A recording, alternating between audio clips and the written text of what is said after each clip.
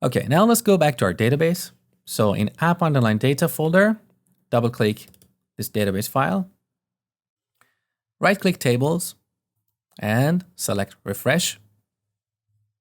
Okay, here's our membership types table. Currently, this table is empty and we need to populate it with some records. These records should be consistent across different environments. So our development database, testing database, and production database, they all should have the exact same membership types. How do we ensure this consistency? Well, first of all, because we're using code first workflow, we should not touch this database at all. Every change in this database should go through a migration. So we're not supposed to open this table and insert a few records. Instead, we use a migration. Let me show you how it works. So back to Package Manager console. I'm going to add a migration.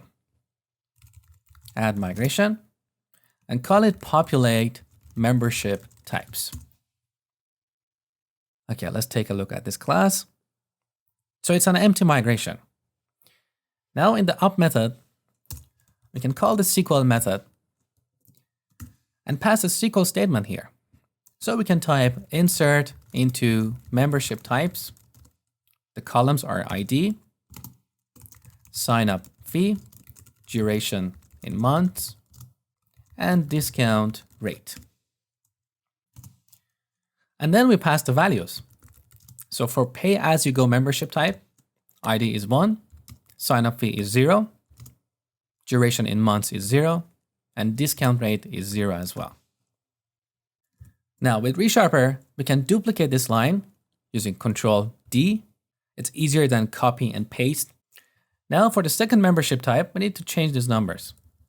So for monthly, ID is 2, sign up fee is $30, duration in months is 1, and discount rate is 10. Duplicate. For quarterly, ID is 3, sign up is $90, 3 months, and 15%.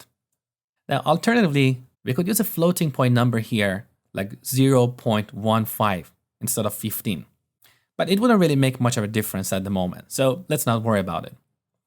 And the last membership type, ID is 4, sign-up fee is $300 for 12 months and 20%.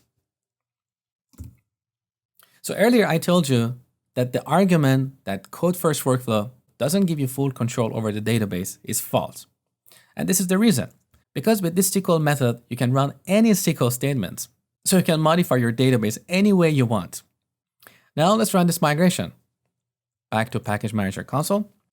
Update database. Beautiful. Now in Solution Explorer, in Migrations folder, you see all the migrations from the beginning of time to the current version of the application. Any changes in the database schema or the data in the database is properly coded here.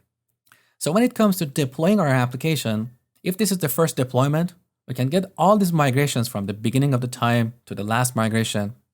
And using a command in Package Manager console, we ask Entity Framework to generate a SQL script, which would include all these changes. And then we run this SQL script on the production database.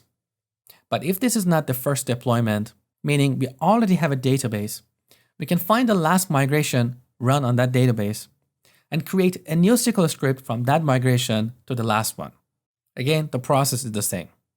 So you see, with Code First Workflow, we have full control over versioning of our database in a consistent way across all environments. And that's why I love Code First Workflow. In the next lecture, I'm going to talk about overriding Code First conventions.